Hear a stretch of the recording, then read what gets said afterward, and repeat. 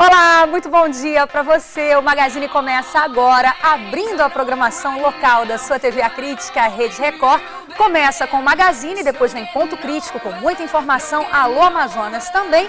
E no finalzinho da tarde tem o A Crítica na TV com todas as informações do dia de hoje.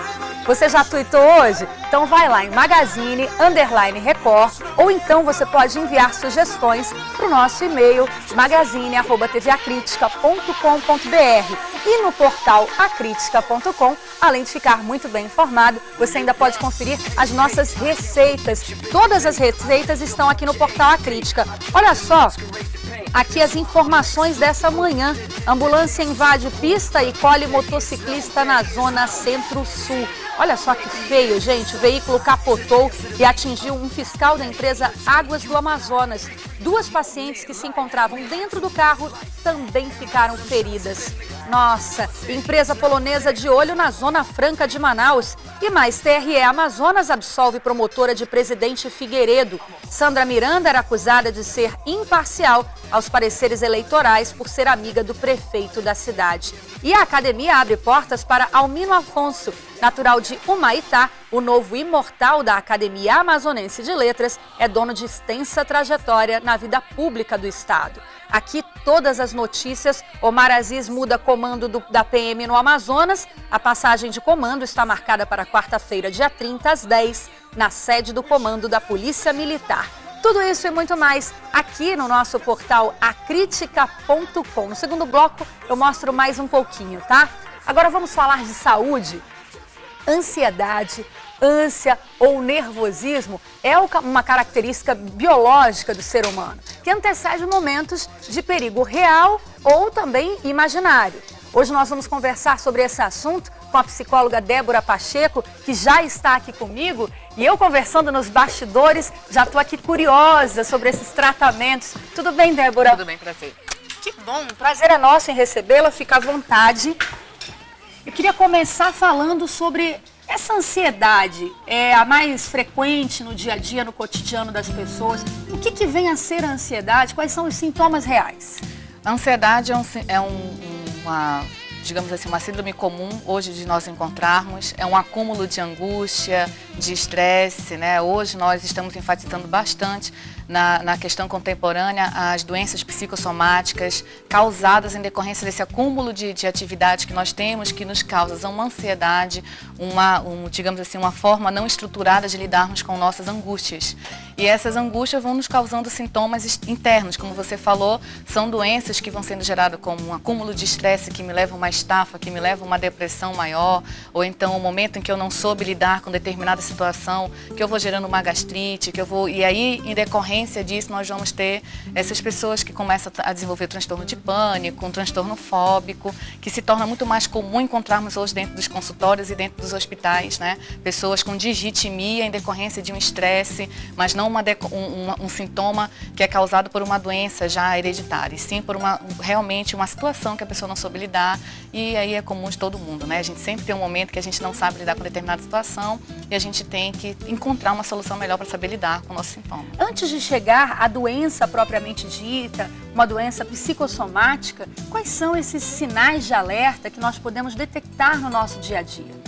Você começa a perceber, em geral, já no seu sintoma de, por exemplo, um isolamento, um excesso de eu perdi a fome totalmente, ou então eu começo a comer desesperadamente, eu começo a perceber que a minha insônia, eu estou começando a ter insônia, estou com uma hipersonia, são sintomas característicos de uma pessoa que está começando a ter uma síndrome ligada à ansiedade exacerbada, né? Que ela pode se transformar numa ansiedade generalizada, toma conta realmente que você não sabe mais como lidar. Porque em geral acontece assim, também. Você tem uma situação para resolver amanhã, você fica com aquela ansiedade, como é que eu vou conseguir resolver, a minha angústia em relação à resolução de um problema. Mas quando você chega à conclusão, você tem aquele seu momento de calmaria.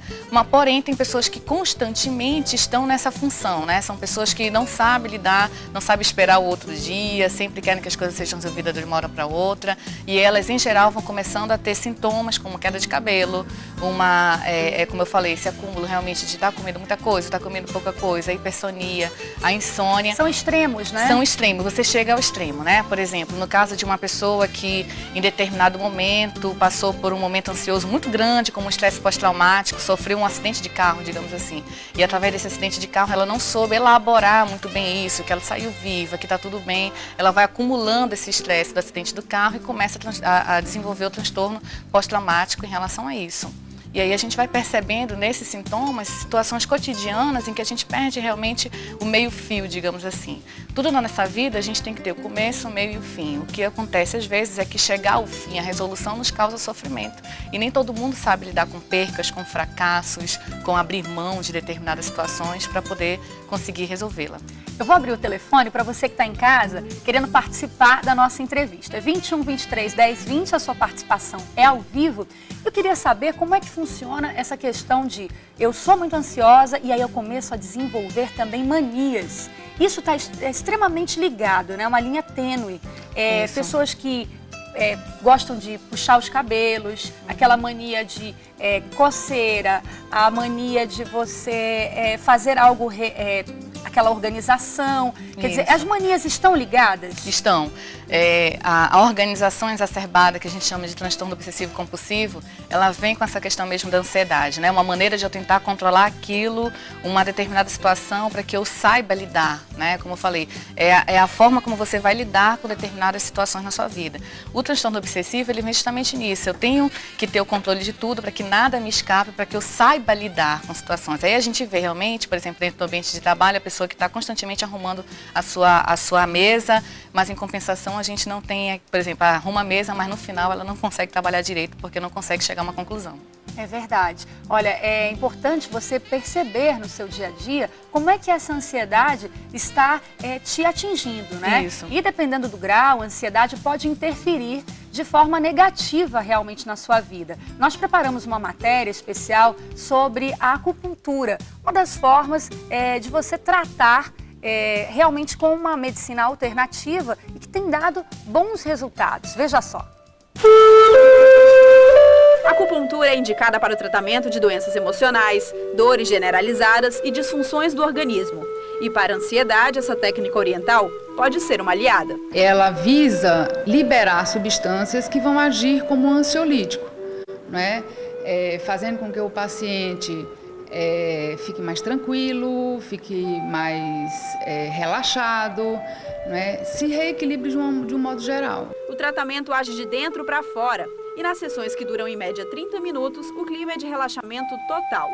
Dependendo do nível de ansiedade de cada paciente, o número de sessões varia e pode ser combinado com outros tratamentos. Mas, em geral, o resultado aparece logo nas primeiras sessões. A acupuntura vai fazer tal e qual como uma medicação está sendo feita, só que ela não está ingerindo o medicamento, ela está sendo estimulada ao reequilíbrio pelo seu próprio organismo. O universitário Bernardo Moreno encontrou neste tratamento um alívio para a sua ansiedade. Tem surtido efeito. O tratamento é para ansiedade e eu fico ansioso para chegar aqui de novo. A acupuntura não tem contraindicação e pode ser feito em qualquer idade.